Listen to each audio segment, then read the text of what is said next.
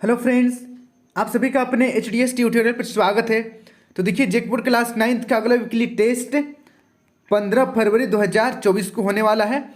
कल आप लोगों का वीकली टेस्ट है, अच्छी तरीके से आप लोग तैयारी कीजिए। मैं यहाँ पर आप लोगों को 15 फरवरी 2024 का वीकली टेस्ट का very very very very very important question बताने वाला हूँ। सामाजिक विज्ञान सोशल साइंस का आप लोगों का वीकली टेस्ट होगा।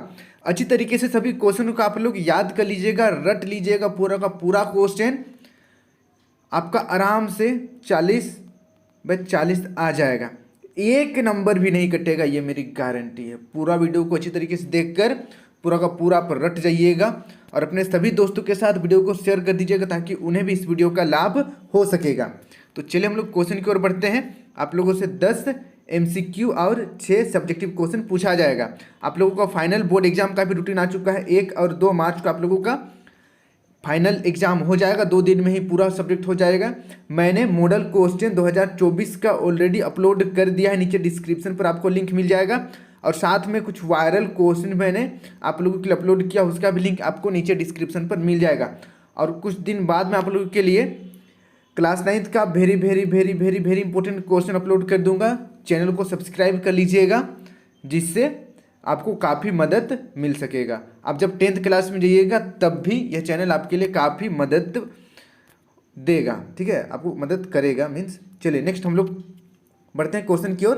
पहला नंबर का क्वेश्चन देखिए, भारतीय वन सेवा की स्थापना कब हुई? ये क्वेश्चन तो मॉडल प्रश्न पत्र में भी दिया हुआ है 2024 का, ठीक है। तो मेरे आंसर बताने से पहले आप लोग कमेंट कीजिए पहला नंबर का क्या सही आंसर होगा। पहला ऑप्शन है 1864, दूसरा ऑप्शन है 1865, तीसरा ऑप्शन है 1886, चौथा ऑप्शन है 1867।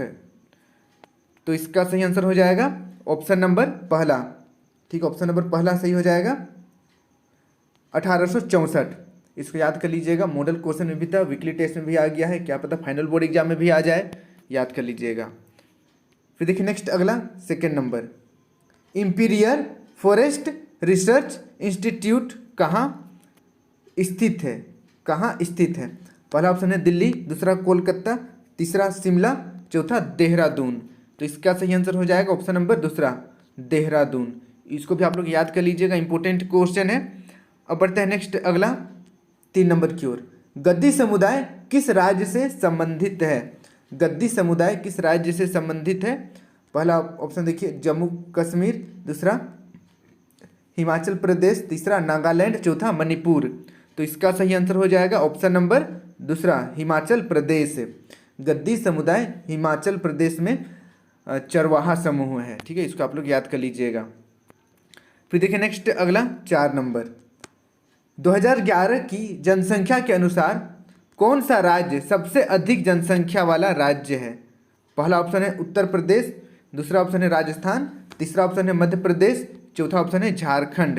तो इसका सही आंसर हो जाएगा ऑप्शन नंबर पहला, उत्तर प्रदेश। इसको आप लोग याद कर लीजिएगा, 2011 में उत्तर प्रदेश में सबसे अधिक जनसंख्या था। फिर देखिए नेक्स्ट अगला 5 नंबर, भारत में पहली बार जनगणना किस वर्ष हुई? भारत में सबसे पहली बार जनगणना कब हुई? पहला ऑप्शन है 1870, दूसरा ऑप्शन है 1881, तीसरा ऑप्शन है 1872, चौथा ऑप्शन है 1972। तो देखिए भारत में सबसे पहली बार जनगणना हुआ था 1872 ईस्वी में, इसको याद कर लीजिएगा आप लोग। फिर और एक क्वेश्चन मैं आप लोगों के लिए पूछ रहा हूँ, आप लोग कमेंट करके बताइएगा कि स्वतंत्र भारत में पहला चुनाव कब हुआ था?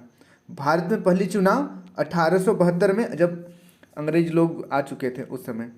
उसके बाद स्वतंत्र भारत में कब हुआ? आप लोग कमेंट करके बताइएगा, ठीक है, स्वतंत्र भारत में कब हुआ? इंपॉर्टेंट क्वेश्चन है। तो चलिए मैं बता दूं आप लोगों को, 1951 में स्वतंत्र भारत में पहली बार जनगणना हुआ था। अब बढ़ते हैं नेक्स्ट अगला 6 नंबर की ओर। भारत के किस राज्य की साक्षरता दर सबसे कम है?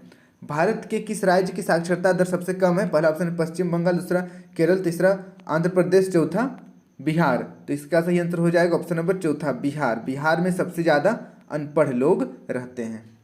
अब बढ़ते हैं नेक्स्ट अगला 7 नंबर, भारत में लोकसभा का कार्यकाल कितने वर्ष का होता है? पहला ऑप्शन है 2 वर्ष, दूसरा 4 वर्ष, तीसरा 5 वर्ष, चौथा 6 वर्ष। तो इसका सही आंसर हो जाएगा ऑप्शन नंबर तीसरा, 5 वर्ष। इसको आप लोग याद कर लीजिएगा, इंपॉर्टेंट क्वेश्चन है, वेरी वेरी इंपॉर्टेंट क्वेश्चन है। फिर देखिए नेक्स्ट अगला 8 नंबर, भारतीय नागरिकों के अधिकार एवं स्वतंत्रता का रक्षक किसे कहा जाता है? पहला ऑप्शन है विधायिका, दूसरा कार्यपालिका, तीसरा न्यायपालिका, चौथा पुलिस। तो इसका सही आंसर हो जाएगा ऑप्शन नंबर तीसरा, न्यायपालिका, या उच्च न्यायालय या सर्वोच्च न्यायालय जो भी है, बट न्यायपालिका के अंडर में सब आता है। ठीक है, इसको आप लोग याद कर लीजिएगा, इंपॉर्टेंट क्वेश्चन है। अब बढ़ते हैं नेक्स्ट अगला 9 नंबर की ओर। भारतीय संविधान द्वारा भारत के प्रत्येक नागरिकों को कितने मूल अधिकार प्राप्त हैं? कितने मूल अधिकार प्राप्त हैं? पहला ऑप्शन है 5, दूसरा 7, तीसरा यहाँ पर 6, ठीक है, तीसरा 6 और चौथा 4। तो इसका सही आंसर हो जाएगा ऑप्शन नंबर तीसरा, 6 अधिकार प्राप्त है। इसको आप लोग याद कर लीजिएगा, इंपॉर्टेंट क्वेश्चन है। फिर देखिए नेक्स्ट अगला 10 नंबर, विश्व मानवाधिकार दिवस कब मनाया जाता है? विश्व मानवाधिकार दिवस कब मनाया जाता है? पहला ऑप्शन है जनवरी, दूसरा अक्टूबर, तीसरा दिसंबर, चौथा फरवरी। तो इसका सही आंसर हो जाएगा ऑप्शन नंबर तीसरा, दिसंबर को। अब आप लोग मुझे कमेंट करके बताइए कि दिसंबर का कौन सा तारीख को विश्व मानवाधिकार दिवस मनाया जाता है। हो सकता है आपका फाइनल बोर्ड एग्जाम में ये भी क्वेश्चन आ जाए कि यहाँ पर दिसंबर रहे, हो सकता है 10 दिसंबर, 11 दिसंबर, 12 दिसंबर, 13 दिसंबर, ऐसे कुछ रहे। तो आप लोगों को याद रखना जरूरी है। तो डेट बताइएगा, ठीक है, दिसंबर में कौन सा डेट को मानवाधिकार दिवस मनाया जाता है, नीचे कमेंट कीजिएगा। और जिनको देखना हो, आंसर नहीं पता हो, आप कमेंट देख लीजिएगा, पता चल जाएगा। तो चलिए अब बढ़ते हैं नेक्स्ट अगला कुछ सब्जेक्टिव क्वेश्चन की ओर। सब्जेक्टिव सभी क्वेश्चन काफ़ी ज़्यादा इंपॉर्टेंट है, अच्छी तरीके से सभी क्वेश्चन को आप लोग याद कर लीजिएगा। जैसे यहाँ पर देखिए, राष्ट्रीय जनसंख्या नीति की मुख्य विशेषताएं क्या है? राष्ट्रीय जनसंख्या नीति का मुख्य विशेषता, राष्ट्रीय जनसंख्या नीति की मुख्य विशेषताएं देखिए, पहला नंबर, इसमें परिवारों के नियोजन पर जोर दिया गया ताकि सदस्यों के स्वास्थ्य और विकास में वृद्धि हो सके। फिर देखिए ख नंबर, यदि हर वंश या परिवार सीमा के अंदर रहेगा तो परिवार कल्याण के कार्यों को बढ़ावा मिलेगा और परिवार सुख की सांस ले सकेगा। फिर देखिए ग नंबर, 14 वर्ष की आयु तक के बच्चों के लिए शिक्षा अनिवार्य कर दी गई है। तो इसको आप लोग याद कर लीजिएगा, यहाँ पर 3 है, बट और बहुत सारा मुख्य विशेषताएं हैं। जैसे यहाँ पर हम लोग देख लेते हैं, आप लोग कोई 3-4 ही याद कर लीजिएगा, जो इजी लगेगा आप याद कर लीजिएगा। मैं यहाँ पर आप लोगों को लगभग 5-6 बताने वाला हूँ। देखिए, इसमें कहा गया कि बच्चों की मृत्यु दर में कमी लाना, इसे 3% पर ले आना होगा। फिर देखिए नेक्स्ट 5वां नंबर, फैलने वाली बीमारियों की रोकथाम के लिए बच्चों को टीका लगाने के कार्य को पूरा किया जाएगा। फिर देखिए नेक्स्ट 6, लड़के लड़कियों के विवाह की आयु बढ़ा दी गई ताकि नाबालिगों का विवाह ना हो सके और ना ही बाल विधवाओं की समस्या पैदा हो सके। फिर देखिए नेक्स्ट 6 नंबर, परिवार कल्याण के कार्य को लोक केंद्रित बना दिया गया ताकि इसके द्वारा अधिक से अधिक लोगों को लाभ पहुंचाया जा सके। फिर देखिए ज नंबर, इसमें किशोर जनसंख्या या 10 से 19 वर्ष के लोगों का विशेष ध्यान रखा गया, जिन्हें अच्छी खुराक और अच्छी शिक्षा की आवश्यकता है ताकि वे एक अच्छे भावी नागरिक सिद्ध हो सके। तो इसको आप लोग याद कर लीजिएगा, कोई भी 3 याद कर लीजिएगा, काफ़ी है। अब बढ़ते हैं नेक्स्ट अगला क्वेश्चन की ओर। फिर देखिए अगला क्वेश्चन, राष्ट्रपति के प्रमुख प्राप्त अधिकारों का वर्णन करें। तो यहाँ पर भी आप लोगों को 6 अधिकार में बताने वाला हूँ, कोई भी 3 याद कर लीजिएगा, काफ़ी है। देखिए पहला नंबर, कोई भी 3 याद कर लीजिएगा, ओके। यहाँ पर मैं जो आपको इजी लगे वो याद कर लीजिएगा, यहाँ पर 6 बताने वाला हूँ। पहला नंबर देखिए, देश का शासन राष्ट्रपति के नाम पर चलाया जाता है। देश के सभी निर्णय राष्ट्रपति के नाम पर लिए जाते हैं। वह सरकार की कार्यविधि के संबंध में नियम बनाता है। ख नंबर देखिए, वह बड़ी बड़ी नियुक्तियां करता है, जैसे प्रधानमंत्री, मंत्रियों, राज्यपालों, राजदूतों तथा न्यायाधीशों आदि की नियुक्ति। फिर देखिए ग नंबर, वह तीनों सेनाओं का प्रधान होता है और वह युद्ध व संधियों की घोषणा करता है। फिर देखिए घ नंबर, वह दूसरे देशों के राजदूतों का स्वागत करता है और उनके द्वारा होना चाहिए, उनके द्वारा उनकी सरकारों से अपने देश के संबंधों को सुनिश्चित करता है। फिर देखिए नेक्स्ट 5वां, वह विभिन्न राज्य सरकारों को निर्देश देता है और उन पर नियंत्रण रखता है। फिर देखिए 4 नंबर, वह संघ क्षेत्रों और सीमावर्ती प्रदेशों के संबंध को भी देखता है।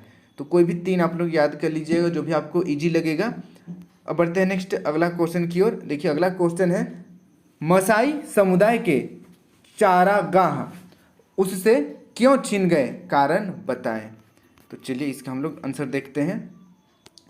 जब यूरोप की उपनिवेशी शक्तियों के बीच झगड़े शुरू हुए तो उन्होंने 19वीं सदी के आखिर में अफ्रीकी महाद्वीप का आपस में बंटवारा कर लिया।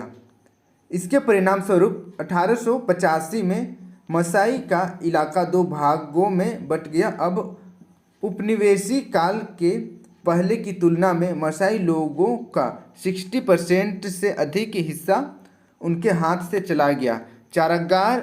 चारागाह के बड़े हिस्से को शिकारगाह बना दिया गया, जिसे केन्या का मसाई मारा और सांबुरू नेशनल पार्क और तंजानिया का सेरेंगेती पार्क। अब इन इलाकों में मसाई अपने पशुओं को लेकर नहीं जा सकते थे। तो इसको आप लोग याद कर लीजिएगा। ये क्वेश्चन भी काफ़ी ज़्यादा इंपॉर्टेंट है कि मसाई समुदाय के चारागाह उससे क्यों छीन गए। अब बढ़ते हैं नेक्स्ट अगला, मौलिक अधिकार से आप क्या समझते हैं, मौलिक अधिकार कितने प्रकार के होते हैं। तो देखिए उत्तर, मौलिक अधिकार भारत के संविधान के भाग 3 अनुच्छेद 11-35 वर्णित भारतीय नागरिकों को प्रदान किए गए वे अधिकार हैं जो सामान्य स्थिति में सरकार द्वारा सीमित नहीं किए जा सकते और उनकी सुरक्षा का प्रहरी सर्वोच्च न्यायालय होता है। यानी कि मौलिक अधिकार का रक्षक सर्वोच्च न्यायालय होता है। फिर देखिए नेक्स्ट, यहाँ पर मौलिक अधिकार 6 मौलिक अधिकार हैं। सबका नाम आप लोगों को याद कर लेना है। पहला है समानता का अधिकार, दूसरा है स्वतंत्रता का अधिकार, तीसरा है शोषण का अधिकार, एक मिनट, तीसरा नंबर है शोषण के विरुद्ध अधिकार। ठीक है, यहाँ पर शोषण के विरुद्ध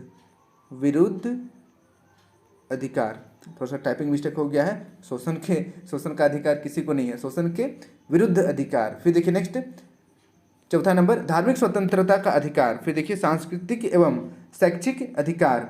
फिर देखिए छठा संवैधानिक उपचार का अधिकार। तो सभी को आप अच्छी तरीके से याद कर लीजिएगा, बहुत ही ज़्यादा इंपॉर्टेंट क्वेश्चन है। अब बढ़ते हैं नेक्स्ट अगला क्वेश्चन। चलिए अगला क्वेश्चन कंप्लीट हो चुका है। तो यहाँ पर जितना भी क्वेश्चन मैंने बताया है सभी काफ़ी ज़्यादा इंपॉर्टेंट है। अच्छी तरीके से सभी क्वेश्चन को आप लोग याद कर लीजिएगा। और मैं आप लोगों के लिए वायरल क्वेश्चन अपलोड करूंगा, उसे देखना मत भूलिएगा। आप लोगों को फाइनल बोर्ड एग्जाम काफ़ी अच्छा जाने वाला है। मॉडल क्वेश्चन को भी पूरा का पूरा आप लोग याद कर लीजिएगा। नीचे डिस्क्रिप्शन में आपको लिंक मिल जाएगा। और एग्जाम से कुछ दिन पहले मैं आप लोगों के लिए वेरी इंपॉर्टेंट क्वेश्चन अपलोड करूँगा, उसे भी देखना मत भूलिएगा, जिससे आपका अच्छा नंबर आ जाएगा क्लास 9th में। बस आज के लिए इतना ही। वीडियो को दोस्तों के साथ शेयर कर दीजिएगा, चैनल को सब्सक्राइब कर लीजिएगा। Thank you for watching video. जय हिंद, जय भारत।